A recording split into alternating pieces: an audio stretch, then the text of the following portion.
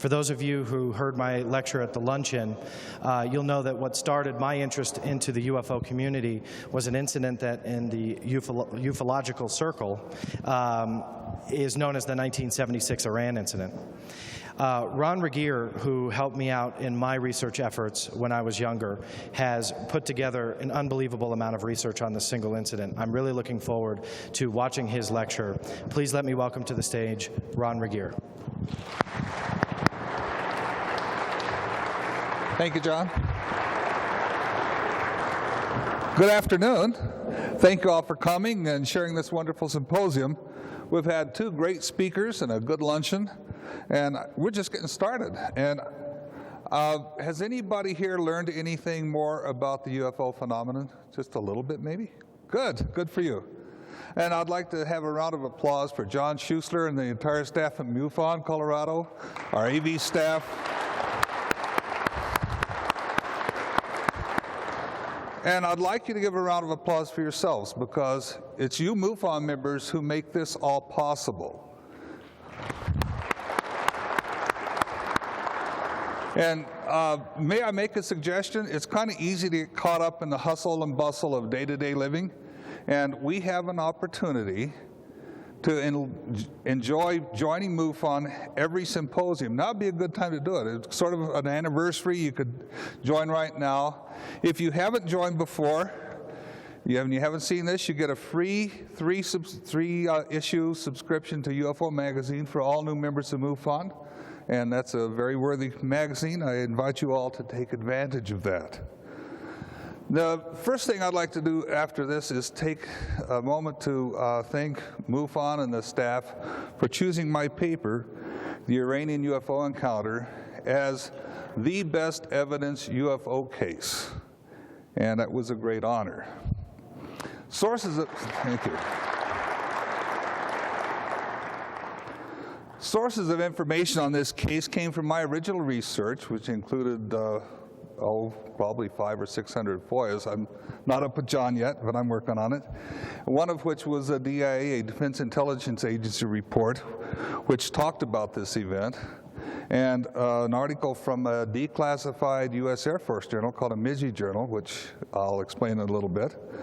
And additionally, while I was employed by a small company named Aerojet, I was part of a design team that worked on spy satellites, and our spy satellite spotted this thing, and at the time we didn't know what it was, and because of the different classification levels at different areas, it took us a while to find out what it was.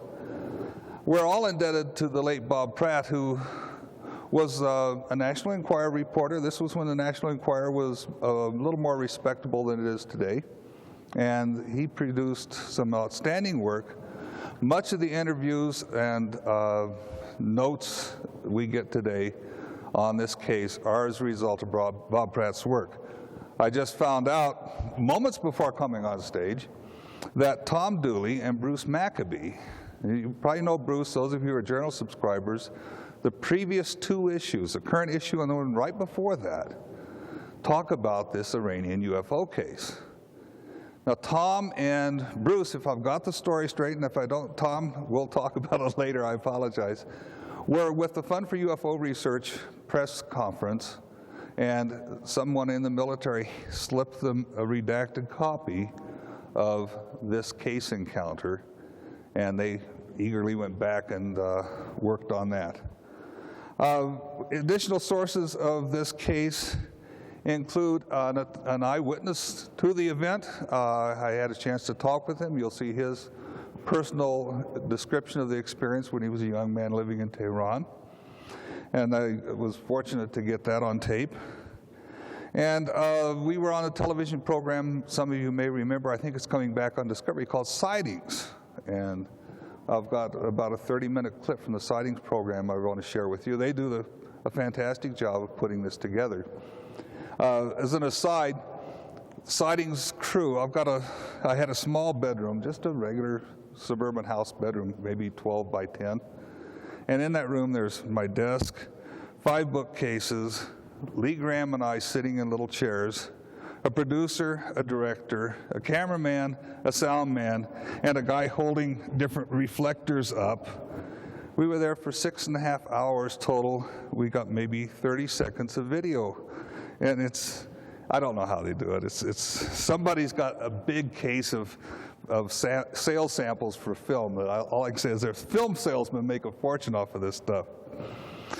I'd like to thank Elaine Douglas, my co-state director from MUFON, Utah, for her invaluable help, support, encouragement, and suggestions. And to Grand County High School UFO art student Summer Stewart, who did the illustrations. You're going to see some fantastic color illustrations based upon small black and white sketches. And this is a junior in high school there in a little town of Moab, and she really came through. Oh gosh, it works. This is an account of a major 1976 UFO incident involving several unknowns. We don't know how many for sure. Attempted intercept by 2 Imperial Iranian Air Force, that's the IIAF, I get to stumble across that, F-4 Phantom jets, large numbers of civilian witnesses. We have government documents that corroborate this encounter and data that show a spy satellite detected this series of UFOs. This case involves physiologic effects on the pilots, and these are beyond, the reports talk about night vision blindness, but it goes beyond that. And this UFO, supposedly their brightness, which is what led to this, I don't believe so. We'll also present theories about vehicles being disabled. And everybody here, I think, has seen Close Encounters of the Third Kind, and the guy sitting in his pickup truck and he can't move, and we've all seen pictures of vehicles that stall around UFOs and then they start up again. We're going to talk about what causes that. I have a theory on that. And then finally, I want to present some of the current ramifications. This is a very important case. And it has all the elements. The government says it has all the elements of a classic UFO case. And what does that mean? And does this 30-year-old case have any bearing whatsoever on current events? And there's some current events over in the Mideast that are kind of scary. So I'll present the case itself via video from Sightings, and then I'll provide my analysis of it, and then talk about those ramifications. So if you would, please, backstage, please run the first video, the Sightings video. This is from episode 3008, broadcast on 30 October 1994. This is one of those pregnant moments. Run the video, please.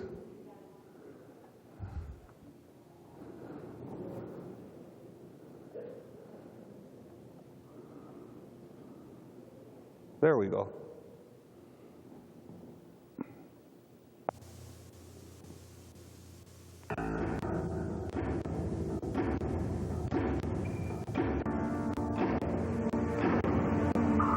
At the beginning, we thought the Iraqi are coming. All of a sudden, I see this flying object just going round and round and round and going up and up and up. And I told my mom, I said, Mom, I just saw a flying saucer. I saw a UFO. I was going to prepare myself to shoot it down. It was with the actual military personnel who witnessed the most compelling UFO encounter Sightings has ever investigated. This film, seen by civilians, pilots, generals, and the unerring eye of Air Force radar. Reports ricocheted from the Shah to President Ford and back again. The film that you're watching recreates the day's events here for the first time outside of Iran, was produced by the government, and in a bizarre twist of fate, would one day be used by the Ayatollah Khomeini to discredit the Shah. When I saw this object is flying that fast, then I thought this is not a helicopter, and this is not an aircraft. By that time I thought, oh, should be some kind of UFO. Radar readings taken inside the control tower at Mirabad Air Force Base indicated the object was at least as large as a Boeing 707 tanker. The situation was serious. Brigadier General Nader Yousefi, base operations commander and the number 3 man in the Iranian Air Force, was notified immediately. So I picked up the phone, and it was the base commander. He wanted me to know they are going to have the airplanes to take off from his base for the scrambled mission. General Yousefi authorized an immediate scramble mission. An Iranian Air Force F-4 Phantom jet fighter was ordered to engage the UFO and determine what it was. The F-4 approached Mach 1 in its pursuit of the UFO. At an altitude of 23,000 feet, the lead pilot reported in that he clearly saw a brilliant object 75 miles ahead of him. His actual radio transmissions are heard here publicly for the first time outside Iran.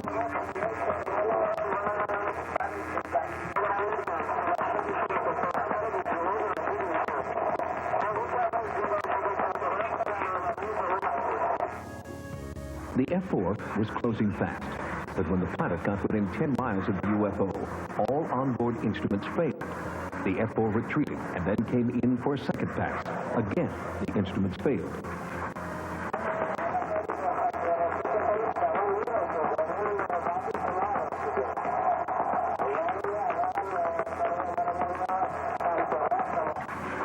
It was as if an electromagnetic force field was repelling the jet fighter. The pilots never got closer than 7 miles before they were forced to retreat. It may suggest a deliberate kind of control mechanism, perhaps from the phenomenon to the airplane system itself, such that when the airplane is no longer a threat, it can change the radiation or whatever the energy is, whatever the effect is, and so that the systems on board the airplane come back to normal. I put down my phone and I run to my balcony to see if I can see that object. I saw a big star among the other stars, which it was at least twice as large as the normal star. I asked the car what happened, and he said he lost the communication again. General Yousefi ordered a second F-4 to engage the UFO. The lead pilot was Iran's #1 top gun, Major Hussein Jafari.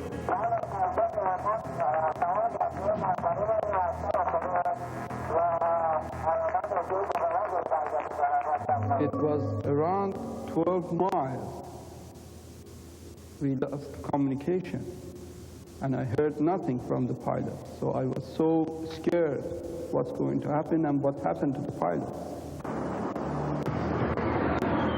When the F-4 retreated, communication was inexplicably restored.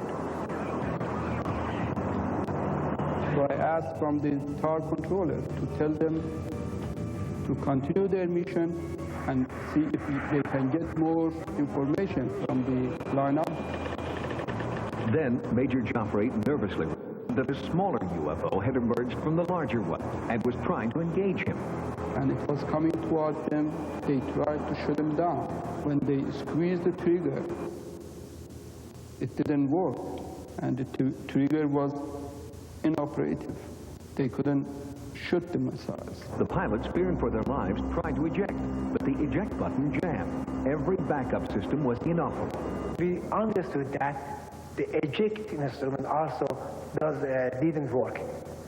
So in this case, I said to God, oh God, save them. The F-4 had no choice but to go into a negative G-force dive to escape the seemingly hostile UFO. When the fighter jet was 10 miles away from the larger UFO, the smaller craft flew off, and all onboard communication and instrumentation was restored to the F-4. Major Jafari reported that the smaller UFO appeared to be landing on a mountaintop just southeast of Tehran. This landing was confirmed on the radar by the control tower. Brigadier General Yousefi witnessed it from his balcony. He went down and landed on the ground. And now it is a communication between the mothership and that small object. And it shows the lights between those two. It's connected. While they were landing, the tower was screaming on the phone to me, General, this flying object is following them and is going to land in Mehrabad. It's going to, it is in the short final, and I see a big, big light with the glaring red, blue, and yellow lights. The so-called mothership tailed the F-4 into Mehrabad Air Force Base and flew low over the runway. As it performed what was described as a low-altitude flyby, power at the Air Force Base went out. That was strange for us, and we asked each other why the power went out for some seconds. Frankly, I don't have any explanation for that, but I will say that there are other cases, well documented, where power has been disrupted on the ground over fairly large areas during UFO presence. After the flyby, the craft roared off toward the west, as if to say, mission accomplished. Search parties were dispatched to the supposed landing site of the smaller UFO, while the tower tried to track the outbound mothership. It was spotted 25 minutes later over the Mediterranean by an Egyptian Air Force pilot. A report Sightings was able to confirm with the Egyptian embassy. Then, over Lisbon, Portugal, the pilot, crew, and passengers of a KLM Airlines flight reported seeing the UFO as it sped westward to the Atlantic. That was the last sighting we know of to date. When the pilots who had encountered a UFO over Tehran returned home, their ordeal was only beginning. They were shocked to see how their UFO confrontation was being distorted and trivialized by a military-controlled press. We knew the capability of the other countries and their airplanes' capabilities. It could be a spy airplane. I really have no idea, but maybe from some other world. The day after the otherworldly encounter over Tehran, it was front-page news in both the Farsi and English-speaking newspapers throughout Iran. At the same time, Iranian and U.S. officials were meeting behind closed doors. This particular case is interesting from another standpoint, and that is the involvement of the American government. General Salahat, now in exile in California, was the vice commander of the 2nd Tactical Fighter Base. He told Sightings that the day after the UFO event, he attended a top-secret meeting between the Imperial Iranian Air Force and the U.S. Air Force. General Secord, which was the head of the U.S. Air Force in our Air Force, probably commanding officer and operation, pilot, approach, control of civil aviation. Hussein Parouzi, an air traffic controller at Mehrabad Air Force Base, was also present at that meeting. When they heard our report and the report of the pilot, they concluded that no country is able to have such a technology. And all of them believed it should be a strange object from other space. I collected the reports and I made my own observations as a report to my higher echelon, and we sent this report through the Joint Chiefs of Staff to the Shah's intention. They collect all of those information and send it to the United States by General Secord, because he was the head of the U.S. Air Force in our country. The secret meetings continued, and rumors of a calculated disinformation program seemed to be borne out by the changing face of Tehran newspaper headlines. Day 1. Day 2. Day 3. Day 4. On day 5, the press reports the entire incident is a hoax. I don't know why the appropriate authority prohibited me to interview with the press or with a news reporter. I don't know why this information is prohibited from the public. Somehow the government doesn't want to open up to the public. I don't know why, but... Despite media dismissals of the event as a joke, our sources report that a full-scale military investigation continued to search for answers. I asked from the pilot of the F-4 to go and to look after that flying object. He knew where it landed. And when they flew and the Army personnel, they were in the area, they couldn't see anything. The general who headed that search still lives in Tehran and denied repeated requests for an interview. But others who were present told Sightings that no physical evidence of a UFO was found on the mountaintop where so many had reported seeing the small craft landing. However, for the first 3 days after the incident, there were serious electronic anomalies in the area. The beeping sound that was picked up could be one of a number of things. It might be technology. In fact, depending on the frequency stability and interfrequency pulse and other factors like that, it very likely is a technology of some sort, as opposed to a natural phenomenon. And then there is this. An American Defense Systems Program satellite operated by the U.S. Defense Department picked up signals from an unidentifiable technology on the same night the Iranian Air Force was scrambling over Tehran. Experts from DSP are revealing this information for the first time. We saw something. The DSP satellite is, in fact, a spy satellite that monitors airspace in military hotspots. On the night of September 19, 1976, the satellite was scanning the skies over Tehran. That's an independent confirmation that an event of some type occurred at that time and place. What it was, we don't know. Sightings asked the experts to explain the meaning of 238 scans, possible SR. They told us that information was top secret. Right now, all we can do is say, yes, there was something there. Certain agencies, including the CIA, have gone on record as having information on this particular case.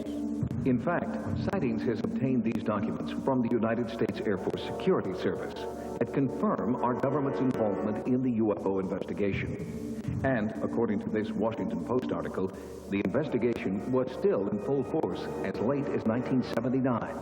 Now, what does that say? It says that somebody thought this case was very, very important when it happened. Why, after this many years, that's still important? I think it's a fundamental question, and the American people deserve to know what happened.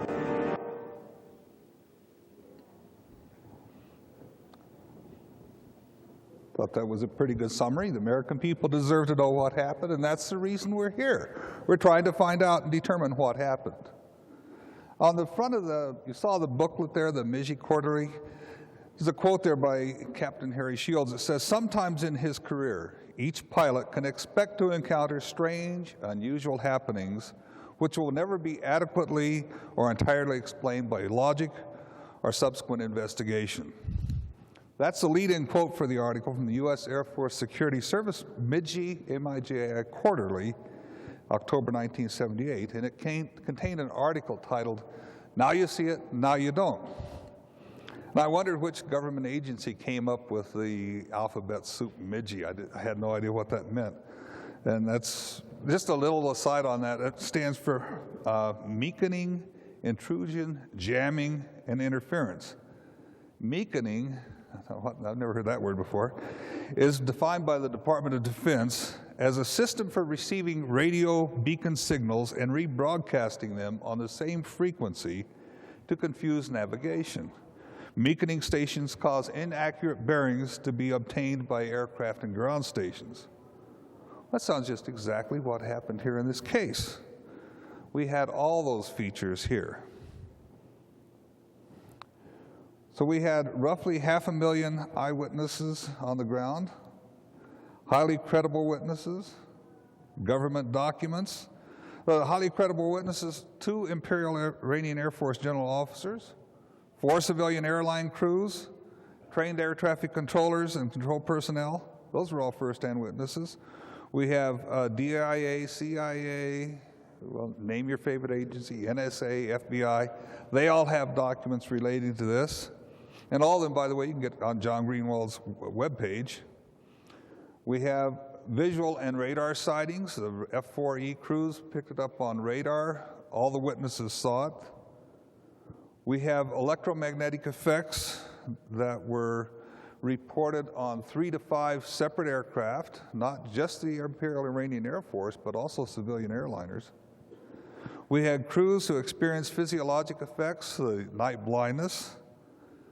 It's hard from the record to understand whether there's 3, 4, 5 UFOs. I really couldn't tell. I read it over and over and figured, well, there's 3 to 5. Let us let it go at that. And then there was, the event was detected by our spy satellite. So it's a fairly well-documented case. It's not just Billy, Bob, and Joe seeing lights in the sky. So I thought the next thing I'd do was, well, let's get rid of the we saw Venus and it's the moon, because it was almost a full moon. There's a program on the web where one can go and put in either latitude and longitude and time and get what the night sky looks like. And so here's a map for September 19th, right around midnight, which is the date of this encounter. And you'll notice that this moon is almost full. I'll try this light pointer here. There's the moon down in the south part of the sky. Now, the way you use these is put it over your head and look, and that's the north would be over the top of your head, south, then over there we have west and east. Now, Venus here is slightly under the horizon, that's why it's red. So Venus is out of the picture. So we can rule out the moon and Venus, because if we see here, the first initial sightings, here's where Mr. Peruzzi was at the airport down here. Remember over here, below the horizon is Venus, and down here in the south is the moon? These are the exact opposite. So we can rule out definitely that these sightings were Venus and the moon. Other sightings that came in during the course of the night, I've tried to get them all located here. And Tehran's a fairly large city. And according to Peruzzi, I saw the object in the northeast part of Tehran. That's right over here. It was a rectangular shape about 5 miles away at a height of 6,000 feet. It was probably roughly 25 foot across and about 7 foot wide. It was seesawing up and down and moving towards the north very slowly. He says, I was amazed. I didn't know what to think. And here's the artist renditions, Stuart Summers' rendition. It's according to Peruzzi, he said, I would say it was probably cylindrical. The two ends were pulsating with a whitish blue color. Around the midsection of the cylinder, there was this small red light. Kept going around in a circle. I was amazed. I didn't know what to think. There definitely was a very strange object over Tehran. So at about 12:30 a.m. on September 19th, after determining no helicopters were airborne, there were no aircraft in the area, Peruzzi, the air traffic controller, called the Air Force command post at Cherokee Air Force Base to report the UFO. The base commander telephoned Brigadier General Nader Yousefi, who is the third highest Air Force officer in the entire country, and he ordered the scramble of an F-4 Phantom, just like this one, to intercept that device, whatever it was, and find out what it was, to investigate it. So Hamadan, Iran, it's approximately 175 miles southeast of the city of Tehran. So it took off at 1:30 in the morning and proceeded to a point about 40 miles north of town where the last saw the object. But when he got 70 miles away, he could readily see the bright light of this UFO. And because of its size and brilliance, at a range of 25 nautical miles, he lost all of his instrumentation and controls. All the electronics went dead. Now, remember, maybe you, for those of you who don't know, an F-4 had the flight controls, the fuel pumps, and the engines all operated mechanically. So they would not be affected by whatever shut off the electronics. But all the other electronics on this aircraft was shut off. He turned away, broke off from the object, and when he apparently was no longer a threat, his electronics came back on. The Cherokee Air Force Base is down in here. Tehran is right up there. I inadvertently cut it off when I sized it. As the first interceptor's fuel ran out, and possibly believing the aircraft was experiencing unexpected electronic problems, a second F-4E was launched in an attempt to intercept this unknown. And General Yousefi continues his quote saying, later, I ordered him to close again. And when he came within 20 miles of the object, he lost his function of all his electronic equipment. Finally, he said he would have to return to base because his fuel was running low. At that point, the object was about 15 miles from me at about 12,000 feet. The second jet called on the radio and says, "You go back to base, I'll follow the object and see what I can find out." And the first pilot said, "Well, can you see it?" And he says, "Of course I can see it. Even though I'm 100 miles away, I can see it." So it's a pretty bright object. The second pilot got within 25 miles. Routinely reported, "I've got the object in sight, I've got lock." Lock means that the instrumentation on the aircraft has mated with the weapon system so that when the weapon is launched, that it will strike the target.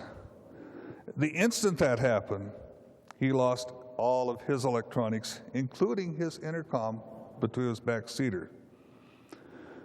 So he was flummoxed. He fell away and swung his jet around and returned to Tehran. And as he turned, the object launched a bright light that started chasing him. He regained all of his power controls and everything, and he's screaming in the headphones about being chased by this UFO. Really scared him. He said the size was comparable to a 707 tanker. Here's what he saw. These lights rotated so quickly that they appeared to all be showing at once. The size of the radar return that he reported was the size of a 707, which is about 150 foot long. He couldn't determine the visual size because it was so bright it interfered with his, and then the strobe lights going all around it, and it just somewhat disoriented him. He said it was too dangerous to get any closer, and he decided to come in and land. And every time he started to close, all of his instrumentation went off. And he says, "Oh," let's see, I'll quote, "The illuminated object separated again and is going towards the ground. Now he is settling on the ground. Can you see him?"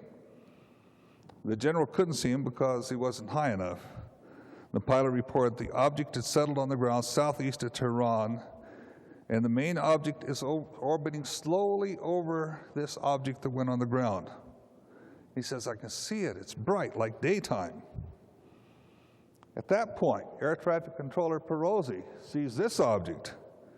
He says, "Suddenly it appeared to disappear and then suddenly reappear a mile further in just seconds. I could see this time it was as bright as the sun. It was all green and yellow like a star, but much bigger. Then it appeared to me to be like a starfish. I can't be sure of all the colors, but there was blue and orange and red and yellow lights." The following day, during daylight the next morning, the F-4 crew was taken out by helicopter such as this one to an area where the object had apparently landed. They looked for it, could not find anything. There was a strange beeping still going on, and the loudest signal came from a small home where a couple lived. They talked with the couple, and as they talked to them, they said, "Yeah, we were here in bed and we got this bright light." I guess it was sort of like the voice from God we got the other night when the fire was here. And it's a little bit of lightning and thunder. They thought it was just a major storm. They just turned over and went back to bed, didn't worry about it. Government did radiation testing in the area, and whatever results they had have never been made public. And if you recall, this was when the Shah was in control. Shortly after that, religious faction took over, and it's been pretty much of a dead zone since then. Later that night, as you saw in the video, the UFO was reported over Morocco and in Portugal. And there they claimed it was a blue cylinder or sphere. Maybe it depends on how you look at it. If you look at a tin can on end, it's a circle. If you look at it from the side, it's a rectangle. But over Lisbon, Portugal, it was a blue cylinder. So there we have it. That's the case. Several witnesses saw it. Air traffic controller receives the lights, receives mysterious emergency beacons, calls the Air Force. The third highest ranking officer there orders interceptors to be launched. Both Air 4E crews experience bizarre problems, and their craft are disabled. 3 jetliners, a BOAC jetliner, forget the second one, and an Iranian airliner. All three experience electronic anomalies, their navigation fluctuating. Over a half million witnesses on the ground. And that's about where the story ended. Most people think that's about the end of the story. Well, this, as you saw in the video, this is a second-generation satellite. Its primary mission is to detect missile launches. But when we got the report, we get this message. This first part is the event log number. That means it's a fast walker. It was a teletype message, 238 scans, possible SR. The duration was almost 40 minutes. And this is from our itty bitty, we call it, itty bit, that's just lighten the mood a little bit. And it's a log of all DSP sightings. If you remember the video, Lee was looking through a book about 6 inches thick. I used to have that. I misplaced it somewhere. But we cover the entire landmass of the Earth, stereo vision, 24 hours a day, 7 days a week. The difference is we don't cover most of the places that are friendly. Like, we don't waste electronics looking at Denver, Colorado, because we probably won't get any threats from Denver, Colorado. So what's a fast walker? Fast walker is what we characterize this event as, and that's defined as detection of a space object in a satellite's field of view, which triggers a response of the satellite and the ground data processing software. And that definition is taken from Air Force Space Regulation 55-55, dated 1992.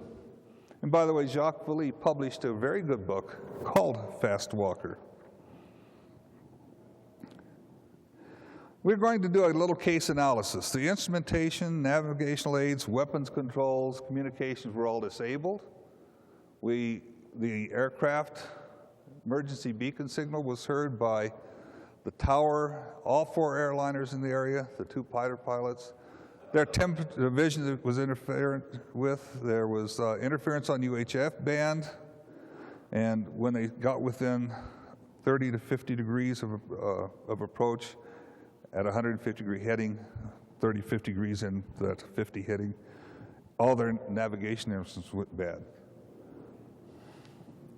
So was this jamming? Was it a powerful EMP, electromagnetic pulse, or something else? Well, according to some, this loss of equipment was caused by jamming.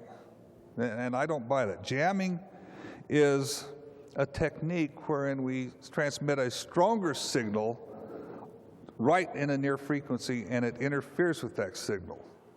You get that sometimes when you're traveling out west here, and you get a little bit of signal, you get static, so then you get beat signals that come in. You hear one station in the country western and then the gospel hour all at the same time.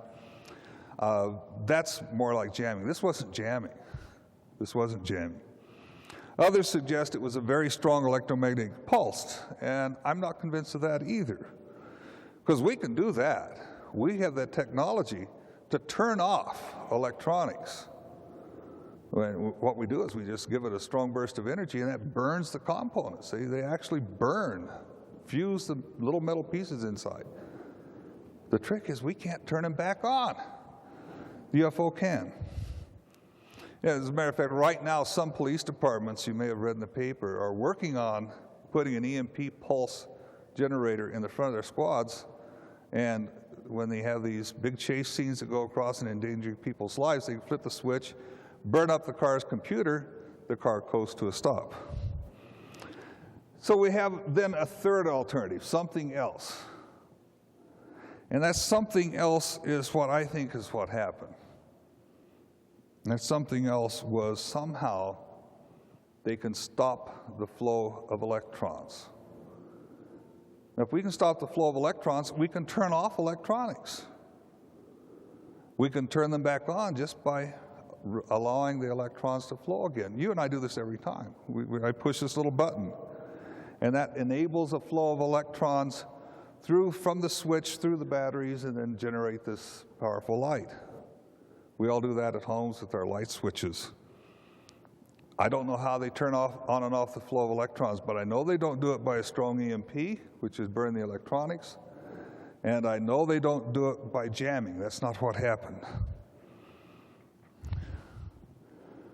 The first report of electronics emergency signals came from a BOAC airliner who called and said, "Do you have a crashed aircraft in the air? We're receiving an automatic signal on," well, you can read that, 121.12. Then Swiss Air, Lufthansa all reported these. And that was when he decided Perosi was going to launch, call the Air Force and find out. Remember when I said this had all the elements of a Meiji case? Beaconing, interference, jamming, and intrusion. Well, this beacon signal is exactly that. It was an emergency beacon on an international frequency which confused the navigation when these guys went to land their aircraft and threw off their bearings. That's what happened. That's precisely what happened. Then they had some difficulty adjusting their night visibility for landing, so after orbiting Meribat a few times, they went in straight for landing. Well, the pilots and weapon control officers of both F-4s experienced this temporary night vision blindness. Now, whether this was attributable to the brightness and size of the UFO, we'll never know. But I don't think it was. To attribute this to the UFO may be premature. We humans see because of electronic radiation in the visible spectrum. There's a big spectrum. The visible is a little portion of it. You've got infrared and ultraviolet.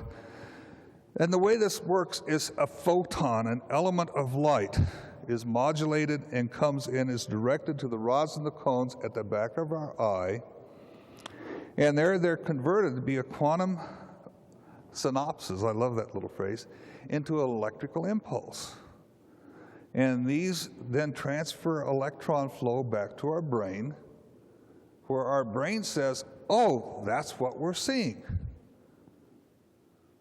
Now, that's electron flow. We aren't shielded too well, and what may very well have happened is that the energy that shut off the electronics may have interfered with the electron flow within the vision centers of the eye of the pilots. Because we know the way our eyes work, the more energy there is, the brighter the light. We look up at those are bright lights, by the way. I can't see anybody out there, and that's because of bright lights. So recall the 10-minute flight at 1,100 miles from Hamadan to Saraki. Because of low fuel, the F-4 pilots are going to be going slower. They're not going to be going Mach 2 like they were coming in. They're going to be maybe 600 knots going back. That would give them a flight time of 20 minutes. Add to that a minute or two for clearance. We get maybe 25 minutes from the time they break off engagement till they go to land. They're still suffering night vision blindness. There is no way that we have night vision blindness persistence for 20 minutes. It just doesn't happen. So this night vision blindness was not attributable to the brightness of the UFO, but to some physiologic effect that was induced by the UFO to disorient the pilots, just as they induced a signal on the transmitters, just as they put the emergency beacon down. This was not a polite act. Oh, good, I got the right slide. Both F-4 pilots and airline crews reported that each time they passed through this bearing of 150 degrees, they would lose 30 to 50 degrees. So they've got this wide swath. They can't land by instruments. And remember, beaconing is defined as a system for receiving radio beacons on rebroadcasting on the same frequency, which confuses navigation. That's exactly what happened. That's a hostile act. Blinding pilots is a hostile act. Disabling aircraft is a hostile act. Disarming weapon systems is a hostile act. Invading a sovereign airspace is a hostile act. This encounter was a series of hostile acts, And that's going to get the attention of governments. And so we had a DIA evaluation, we had the Iranian government involved, we had the Pentagon, the Air Force, and the State Department. Everybody was concerned that the UFO could operate with impunity over someone's sovereign airspace, defeating our most advanced weapons systems, and even casually demonstrating how much power they had. Remember, in 1976, Iran was governed by Mohammad Reza Pahlavi, the Shah of Iran. He was our closest ally. He got the very best frontline equipment that we could offer, and in return, we got Iranian crude oil. It was a pretty good deal for us. We helped supply, maintain, and train his pilots, his Air Force, his crews, his Navy, and they were some of the best in the world. And then as now, we would use them as test beds. We weren't at war with anybody, but if they were at war, we could use our weapon systems and see how they worked. And the Soviets were doing the same thing, by the way. They were providing their weapon systems, so you and him could fight, and we could find out how our weapons worked. Defense Intelligence Agency prepared a report. That's a big number report about this. And Major Evans, who wrote the report, said, "This is an outstanding report. This case is a classic, which meets all the criteria necessary for a valid study of the UFO phenomenon." A, the object was seen by multiple witnesses from different locations, as Sharaman, Marabad, the dry lake bed, viewpoints from the aircraft, viewpoints from the ground. He says, continues, the credibility of many of the witnesses was high. Air Force General, air crews, radar operators, visual sightings were confirmed. Similar EME were reported by 5 different aircraft. There were physiological effects and an inordinate amount of maneuverability. So the DIA was impressed. The Iranian government, Lieutenant General Abdullah Azerbaijan, said that he was then the Deputy Commander-in-Chief of Operations, acknowledged this, and some of the things he said were rather startling. He acknowledged that both jets had been locked onto the object, and their radars had received very strong signals, and then something happened. They failed. All the electronics failed. He could not explain it. And if there was any information he had as to what these things were, he says, no, we don't know, but of course we passed all that information on to the Air Force. Remember, the U.S. Air Force doesn't get involved in these things. Asked to elaborate, General Azerbaijan said, we have this procedure. If there is some information on UFOs, we just exchange it. And we did. We gave all the information to the U.S. Of course, that was the request that the U.S. did. And we gave this to our MAG, and a MAG is a Military Advisory and Assistance Group. And that was headed by General Robert Secord, who you recall was a key player in the Iran-Contra affair. And General Azerbaijan went on to report and confirm that the jets got knocked out within 15 minutes or so. Somehow they were able to recover from that. The first time, he said, we had everything locked on. And he says that means fire control radar, everything was locked on, and everything went dead. And he says, but we never, ever ordered them to shoot at a UFO. Okay, I'll accept that. The Pentagon, Colonel Frank McKenzie, defense attaché, wrote a message back. And interesting enough, his message was word for word for word for word identical to Evans' message. I mean, even the punctuation was the same. So I guess the career officers don't always write their own reports.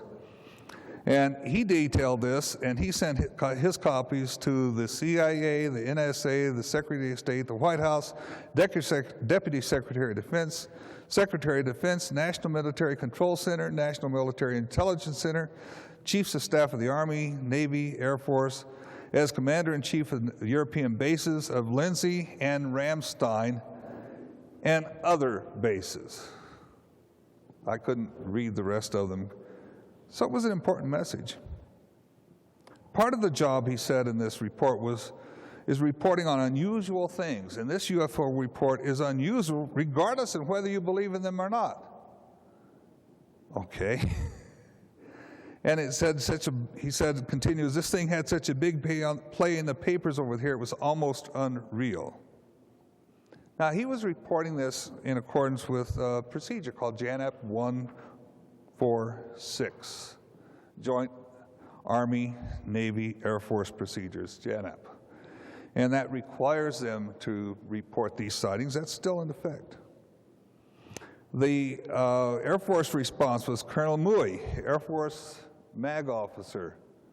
And he was one of the ones that met and debriefed the First Lieutenant Jamal Damani and Second Lieutenant Hussein Shalki, and I apologize, I don't speak Farsi, so I probably murder their names.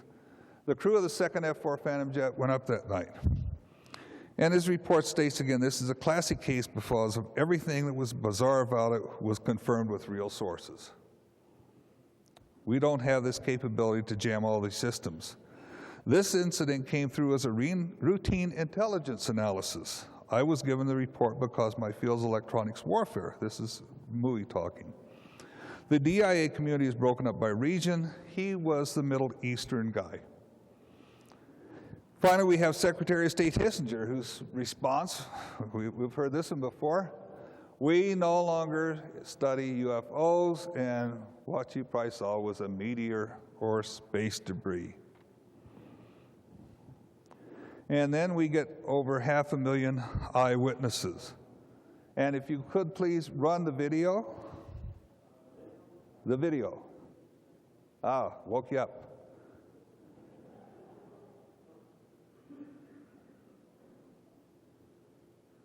Maybe. Hi, Ron.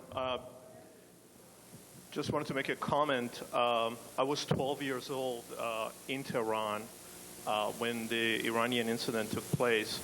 And the impression that was given off of the tape was that it was some sort of a military incident and nobody heard about it. Let me assure you, this thing was huge. Something like half of Tehran were running on the roof when we heard the A4 Phantom jets running overhead. They were breaking windows all over the place. And people running to the roof, we thought maybe it was the Iranian New Year because the bangs were going back and forth. And half of the city of Tehran, we were on the higher side of the plateau of the Tehran mountains over there. And we were seeing the entire city, you know, the lights all of a sudden turn on and people running up to the roof and watching this thing. And the actual UFO itself might have been actually 3 or 4 stadium size long. I mean, this thing was immense. And when you saw talking about the little object that came out and engaged the F-4 Phantom jets, you could see, I mean, the disparity in the technology was immense because when I was 12 years old, Jane's Almanac, it's a British publication about military hardware. Right. That was like my Bible. I mean, every kid that I knew was always reading that, wanted to know about the new F-14 and whatnot. So I knew about technology a little bit. And the F-4s would go something like this across the horizon, and this thing would go blip, blip, blip, blip, blip, would make circles around it. I mean, I'd never seen anything like it. And once it landed, you know, all Iranian men that I knew in my neighborhood as I was watching off the rooftops were jumping into their cars and were going into the eastern region of Tehran to see what had landed. I mean, there were like caravans, and people were announcing on the radio, hey, don't, you know, get back into your houses, get back into your houses. Police were coming out. That's why you saw a lot of pictures of women in veils with kids. I mean, that was for real. It was like mayhem. And I think somebody had estimated, I read about it years later in Herald Tribune, that actually is the biggest sighting ever recorded in history, because the city of Tehran at the time had something like 1 million residents.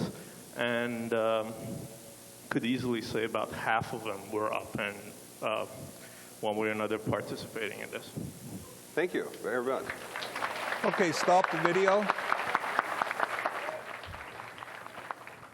Iran was not the first, and the U.S. is preparing for a space war, and we know that from SDI and the Space Warfare Division. We've had 17 incidents I was able to find out of other planes, pilots having adverse effects from encounters with UFOs, and this is the list of them.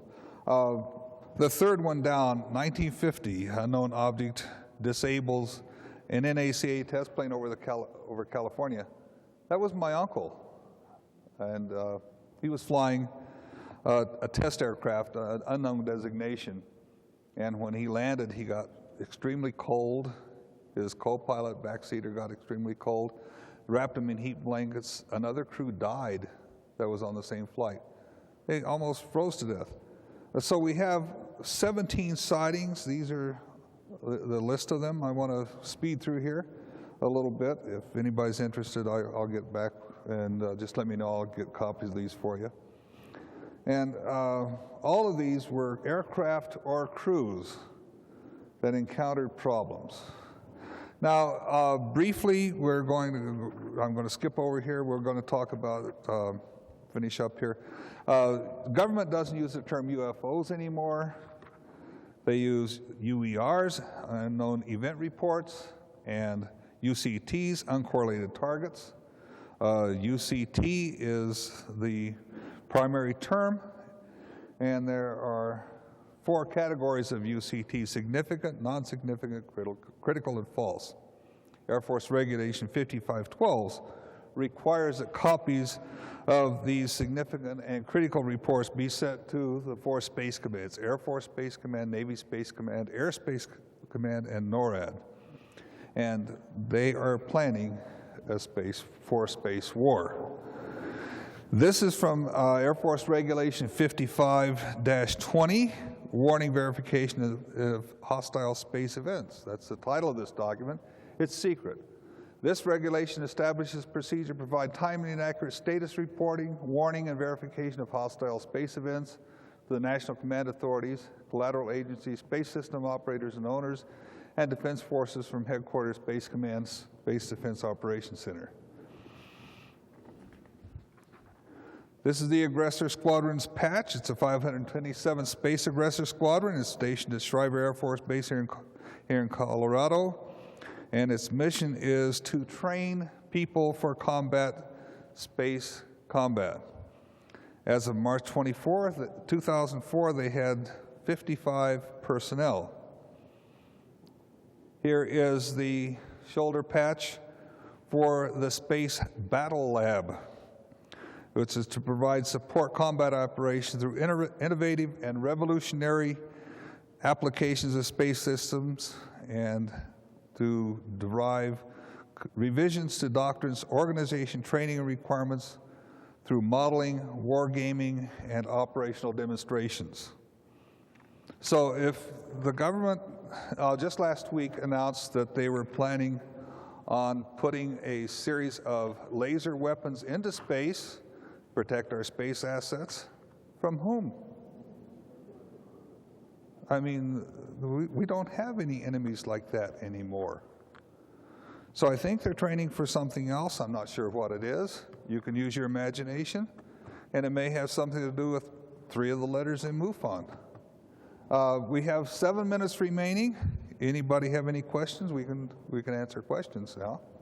If you would, please come over to the microphone, and I'll answer any questions I can. I promise not to make anything up. If I don't know the answer, I'll tell you I don't know the answer. I don't know if you're familiar with the recent revealed British Condign report. It was revealed on May 15th of this year. Are you? The British contract for what? The British Condign report on UFOs. It was a 3-year study by the British government of UFOs that they finally admitted they had through an FOIA request from the British people. I'm not familiar with it. I've seen it, but I haven't had an opportunity to read it. I was preparing for this presentation, and I just...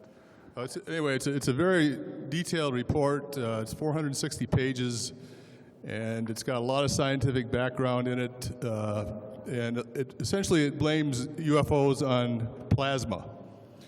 And it has plasma of all types. They can absorb light, they can reflect light, they can make them look like they're just metal discs.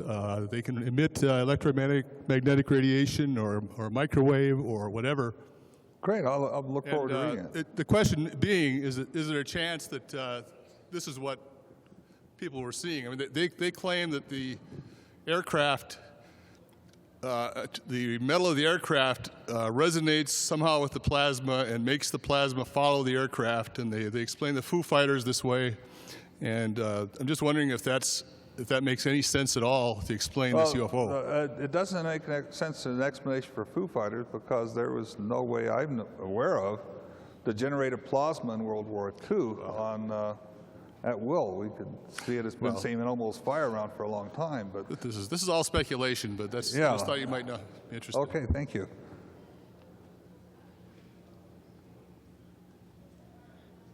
How does any of this relate to the current war in the Middle East? I don't. The question is, the microphone's not on. The question is, how does this relate to the current war in the Middle East? Is that right? I don't know that it does, but the interrelationship of events is such that sometimes two apparent discontinuous events are linked together, and I don't know if this is one of those cases or not. I don't see any links right now, but I won't rule that out. Yes? Ron, you ran this system, DSP-1. Can you tell us, or will you tell us, what was seen and how it was seen, the detection method? Okay, the DSP is a system that operates primarily in the infrared region, and that's because what we were looking for is high-intense energy sources, one of which is plasma. And we do that with a series of detectors that fit on a detector array about that big, and then we've got a 6-foot-long telescope that sits in front of that to magnify the whole thing. We can see slightly above the Earth's disk all the time, and we put 3 of them around the Earth, and that enables us to have stereo vision of any position on Earth at any time. It operates 24/7 from 23,200 miles up. It is not threatened by ground-based systems. The other satellites you hear about, a lot of the keyhole satellites, they're at between 80 and 120 miles up, and they are threatened by ground-based systems. The DSP was designed primarily to detect missile launches. That was the ostensible reason. But remember, the Soviet Union and the U.S. were both concerned about starting first strike capability during the Cold War. We didn't want to do that. And one of the publications I came across was in a 1985 article published by the Soviet Union that said we don't want to misidentify UFOs as warheads and start a world war. And so our satellite, as we found out, has detected over 76,000 fast walkers, and fast walkers are, by definition, UFOs. So I suggest the strong possibility that it was designed as a second design characteristic to detect UFOs, because we do that quite well. And the reason for the difference in color of UFO is as the energy gets more intense, it gets brighter and brighter. It goes from a dark, dull red up to an orange, a yellow, through blues, and then gets to be a blue-white, like some of these new headlights you see in the highways. And then it gets so bright that it mimics the sun, and then it will just disappear. And those are different energy levels, and we see those. Any further questions? Well, thank you very much. I appreciate it.